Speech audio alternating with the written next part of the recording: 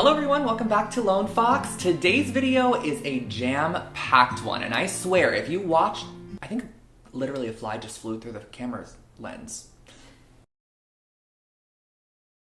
What I was saying before being rudely interrupted by Miss Fly was that if you watch today's video, I swear that your next makeover, your next transformation, your next little decor venture, it's gonna be that much easier because some of these decor tips and tricks are honestly mind-blowing. I know myself when I'm scrolling on TikTok or another social media platform and I come across some form of like home hack, I'm always like, why did I not think of this? Like, how did I not think of this hack? And so today I'm compiling 20 of my favorite hacks, and some of these are on the smaller side, some of them are larger ones, but all around, if you watch all of the hacks in today's video, I swear you're gonna find at least one thing you're probably going to turn off your computer and go do right after watching this, so let's go ahead and dive on into the first. Now, have you ever had a taper candle that doesn't fit in its holder? For example, this one, literally right here, right next to me. It doesn't fit because sometimes taper holders are a bit larger. There's different sizes of taper candles, but there is an easy workaround if you have a taper candle in a holder that you really want to use, and that is simply to melt the bottom side of your taper candle with a lighter or a match and let the wax drip into the taper candle holder,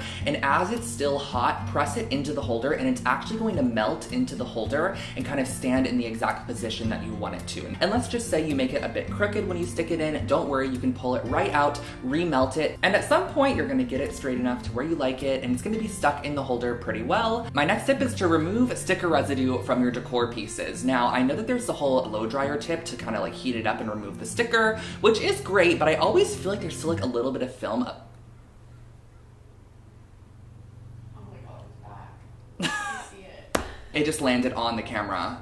Absolutely not. But I always feel like there's like a little bit of adhesive left. Now, what I've always done to remove sticker residue, and I don't know why I haven't seen many people do this, is just to simply flip your piece over, add a little bit of water from the faucet right on top, and just let it sit for 20 or 30 minutes. That water is gonna actually break down the adhesive, break down the paper label itself, and it's literally just gonna wipe off. It kind of gets really soggy and comes right off the top of your surface. So if you have like a brand new set of cups or like a whole dishware set, I find this a lot easier than having to heat up every single one, remove them all, and then wipe it down, you know? This is just kind of like a one-step solution.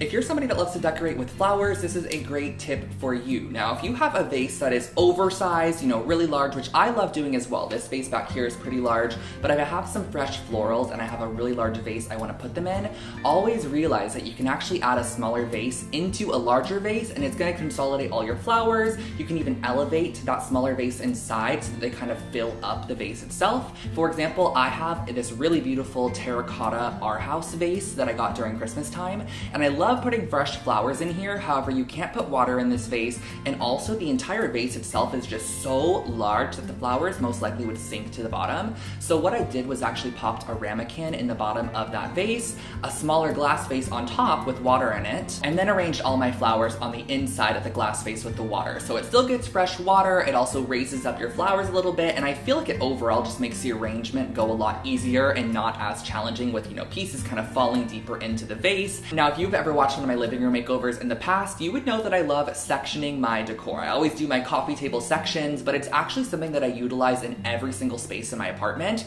And if you are new to decorating, or you know, you just want a little bit more help with decorating, I always feel like sectioning your decor can just make your decor look a lot nicer overall. So in this bookcase I have in my dining room area, I always start off by adding my largest pieces of decor first, and I add these into the areas that I know that they're gonna probably be their own sections. And then in between those large items, I add in smaller items such as books, boxes, things to kind of fill in the other sections. But in this particular bookcase, I created 4 sections on top, 3 in the middle, and then 4 sections on the bottom. Once you have all of your sections created, that's when I go in with my smaller decor pieces like little knickknacks or trinkets and just add them to the sections. So I always like to have a little bit of space between each of my decor sections, because once you add trinkets and fill them in, it just looks like one streamlined, jumbled decor situation. Now, if you are a book lover or an avid reader, this tip might not be your favorite, but don't worry, we're not destroying any books or anything, but books are definitely a crucial element of design. I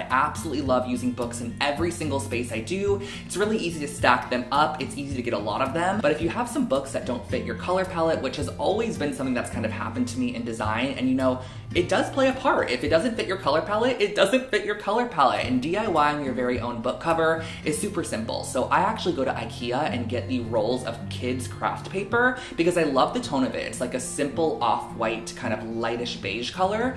And what I actually do to wrap my books is extremely simple. I start off by placing it on top of the paper. I draw a line on the top of the book and on the right side of the book, and then flip it onto the spine, draw a line across the top, and then I flip it to the back and draw a line across the top and down the side as well. So that's gonna be the basic kind of length and height of our book.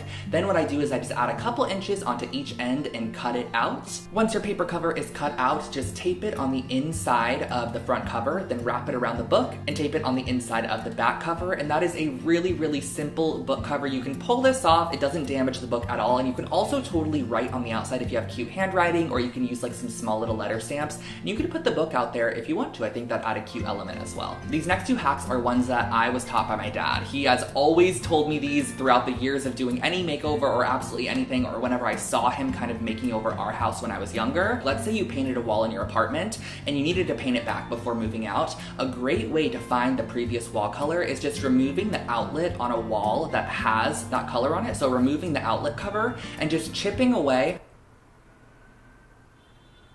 Once again, rude, but just pulling off that outlet plate cover and then just chipping off a little bit of the paint on the backside, just enough using, you know, a screwdriver or whatever you can get kind of to chip off a little bit of that wall, but it's gonna be hidden by the plate cover, so don't worry. Once you pop it back on, no one's gonna see the damage that you caused. You can bring it over to your hardware store, they can match it for you, and you can go ahead and repaint that wall back to the original. But if you're somebody that wants to be a little bit more proactive about this situation, and you know, later in a couple of years, maybe you wanna paint it back, but you don't want to have to go through the hassle of chipping it off and color matching it, what I would suggest doing is just pulling off the outlet plate cover and writing the names of the paint on the inside. So what I did was I wrote the brand, so I wrote like Benjamin Moore, Chantilly Lace, and I also wrote the finish. I think it's really important to write the finish as well. You can even do, you know, the fireplace, the trim, the accent wall, whatever it might be, and then when you go to leave, you can just pop it off, read your little manual, if you will, and get the paint colors that are appropriate to paint it back. And this next hack is one that I've heard of people using in the past, but I've never done it myself, and it worked exceptionally well. I actually did it on this little flower vase back here. So if you have a larger vase, or it has a, you know, a wide mouth at the top of it, and you have some flowers that just don't fill it, you know, they kind of flop to the side, like this, for example,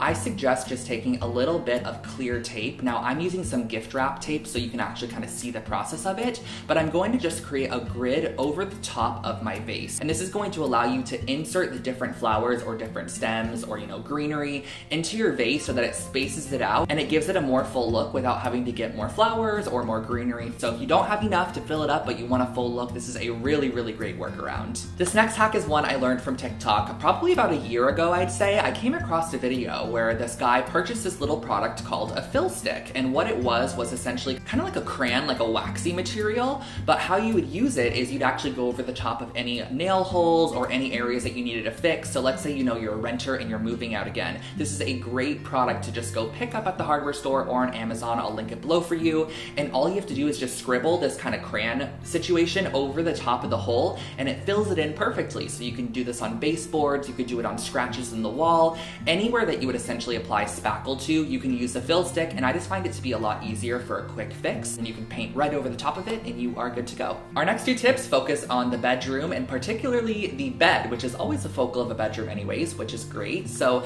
this is a really nice way to get smooth bedding, because sometimes I know like linen is a very popular material for bedding, but it's always very wrinkly and creased, which kind of bugs me, not gonna lie. So a great way to get a smooth finish is after you lay down your sheet, just go ahead and take a spray bottle and fill it up with just plain water that has a really fine mist to it, and just slightly mist it over the top of your sheet, and then just kind of pull it as you're working with it, and pull it, and as it dries, it's actually gonna dry perfectly flat. You can do the same exact thing with your duvet as well, and you can totally totally keep a spray bottle of just plain water in your bedside table and do it every single day to have a nice clean bed. And our next tip is how to put on duvet covers and pillow shams the easy way. So I am somebody that is always struggling with my duvet cover. You see me like literally standing on my bed trying to fidget with it. I'm trying to like get inside of it, put my duvet in there, tie the knots on the corners. It's just always a mess. But there's actually a really great technique to do this that a lot of people knew about and I never knew until recently, and you guys, you gotta try this. So basically what you do is you're gonna take your duvet cover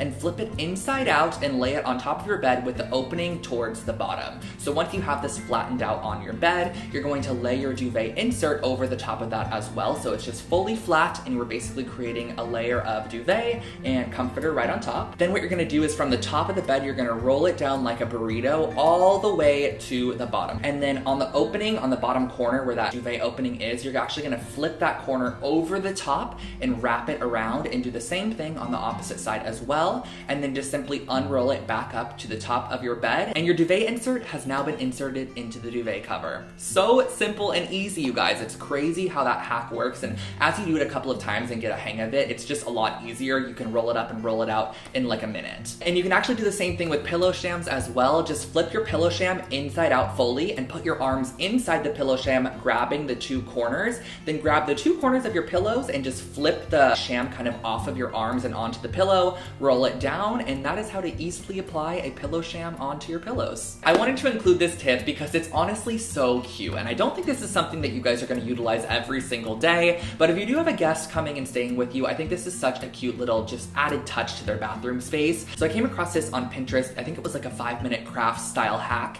and basically what it was doing was just taking the toilet paper and folding it into a triangle at the end, a simple triangle, and then you're going to turn on your water faucet in your bathroom and just kind of let it run for a bit, then turn it off after like a couple seconds of it running, and just press your toilet paper roll underneath the faucet until you get a little bit of water on the tip of your point that you created, and it's actually going to create kind of one of those hotel style toilet paper rolls, which I think is really cute. If you've ever wondered how they got that look, that is how you achieve it. If you've ever come across furniture, decor, lighting that is just out of your price range, but you want to find something extremely similar, Amazon actually has a feature within their app called Style Snap, and this is not sponsored in any way at all. I just love using this feature. So how you use this is you're first going to want to come across an item that you want to find a dupe for. So for example, I came across this really beautiful pendant light on McGee & Co, but it was like $700, so I wanted to see if there was an alternate version on Amazon. So I just screenshotted this item. You don't have to crop it out or anything at all. I went to the Amazon app, and in the top search bar, there's a little box with a circle in it. Tap that and then upload your photo to Style Snap, and it's actually going to use its own kind of system to pinpoint what in the photo you are looking for and find you dupe items on Amazon. So as you can see, it kind of generated a couple of lights that look similar at a fraction of the price, which is really nice. And you can do this with virtually anything, and you could also upload your very own photos as well. I recently got a new doormat, which was honestly long overdue because I've had a home for the holidays doormat for 3 months, and it's literally been 3 months after Christmas. So I got a half round one, but I realized that the two that I've had are just so junky. Like, doormats get so gross after like a month of use. So I saw a girl on TikTok, I'm going to link her account below for you guys, and she actually used Flex Seal in the clear finish, and she sprayed the Flex Seal over the top, and it's supposedly supposed to keep your doormat in perfect condition. It's just gonna keep your fibers locked together and they're not gonna fray everywhere. Next up, we kind of have a little bit of a tool hack slash home hack slash DIY hack, and this is for any screw hook that you need to add virtually anywhere. And I know I have a hard time a lot of times when the screw hooks are smaller or they're really thick to screw them into a piece of wood, to screw them into the ceiling, to hang a planter. So a great way to actually screw these in is to kind of get it started, start screwing it in with your fingers, but then what you're actually going to do is take a second screw hook and install it into your drill as if it's a drill bit. So you're going to put the screw side into your drill, tighten it up, then you're going to hook the hook through your other hook and turn it on. They're going to basically kind of connect up and wind up together, and it's going to screw in your screw hook itself, which is really nice and convenient. So it's just a great tip if you need to screw in a bunch of hooks, or you don't have the strength, or you don't want to just like ruin your fingers screwing in a hook. Now, I've talked about this painting tip in multiple of my makeover videos, but I don't think I've actually ever included it in like a tip-driven video, and this is such an incredible painting tip for anybody that wants a clean line once they remove their tape, because I feel like tape is very deceiving. You could put it on the best in the whole world, but if you do not do this before you remove it, I swear it always bleeds. Like, how does it always bleed? So a great way to make sure that it doesn't bleed is just to paint the original wall color over the top first. So you're gonna put your tape down, then you're gonna go in with the wall color that's underneath your tape, or the wall color that is already on the wall. You're gonna paint that onto the area that you're gonna be painting your new color, and this is the paint that's actually going to bleed. So anything that bleeds is going to be the wall color, so it's gonna be virtually invisible. And then once that dries down, you can go in and apply your new color. Now on the left side of this tape, I'm just applying the color as if you were just to do the tape on the wall. And when I remove this, you can see how clean the line on the right is. If you want a super clean line, or you're doing stripes on the wall or something along the lines of that, this is a great tip. Just apply the first color and then your second color, remove, and you're golden. If you're somebody that really hates seeing the cord fall, if you have a wall-mounted TV, but you have a media console underneath your TV, this is a great hack for you. So what I actually did in my personal bedroom was I ran the cord on the back side of the TV to one corner. I pulled mine to the bottom right corner, and I just used a little bit of tape to adhere it on the back side of that bottom right TV corner. Once that is there, you could just go ahead and pop a little piece of decor over the top of the cord that is now falling from the corner to behind your media console or behind your dresser, whatever it might be. And this is just such an easy way to where you don't need to drill any holes in the wall. You don't have to add a cord cover. You don't need to do anything kind of additional. You're just using a little bit of tape, pulling it off to the corner and adding a bit of decor over the top. Now, if you're somebody like myself that loves to reuse candle canisters or the containers that candles come in, this is such a great tip as well, because I've always been one to kind of chip it out with a knife or something, or try to, like double boil it in a boiler. But I actually found out that you could simply just boil some water on your stovetop. So just put some water in a pot and boil it until it's nice and, a rolling boil. And then you're going to pour that into your candle and just let it sit for like 10 minutes. It's actually going to soften down all of the wax. It's going to rise to the top of the surface, or it might even just mix into the water. And then what you're going to also be able to do is pull off the label, because that hot boiling water is going to heat the vessel from the inside,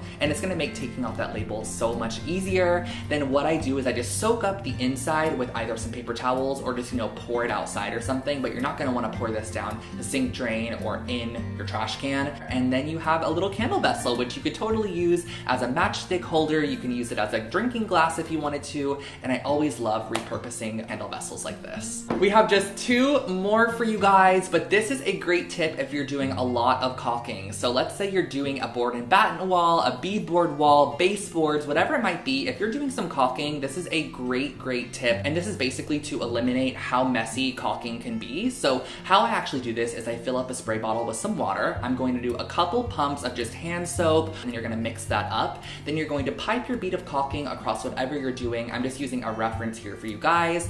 And as you can see on the left side, when I do it with my finger, it just gets really messy. It kind of goes everywhere. But if you actually spray a little bit of the soapy water over the top of your caulking, it actually keeps it consolidated and in a clump. So it's so much easier to work with. It just smooths out across the baseboard or across, your molding piece that you're adding. And it's such an easier cleanup process. It's not dripping, it's not falling. It kind of stays together, which is so strange, but it works so well. And last but not least, you guys, this one honestly is just kind of like a cheat because I just didn't have a 20th one, but this one is really great. If you have yet to see my DIY faux tree video and you are wanting a really nice faux tree or a faux plant in your apartment, but they are a little bit expensive, you can actually create your own. And I created my very own for my apartment. I just went outside, found a really large stick, and I actually couldn't even find a stick large enough. So I kind of pieced mine together with a little bit of drill work. I was drilling holes into the base and adding sticks here and there. And then I went through with some faux leaves and actually applied them onto all of the branches afterwards and created my very own faux tree. And I will link this tutorial for you guys, but this is a great hack. If you need to create a faux tree, you can customize these, which is really nice. And you guys, that was a mouthful, and wow, did that fly want to make an appearance in today's video. If you enjoyed this one, give it a big thumbs up. I would definitely appreciate it. And if you guys would like more home hacks like this,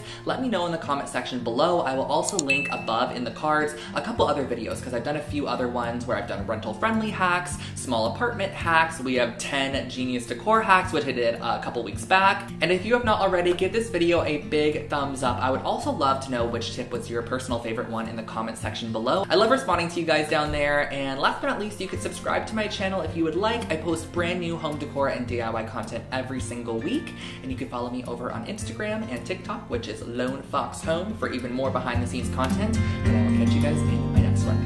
Bye.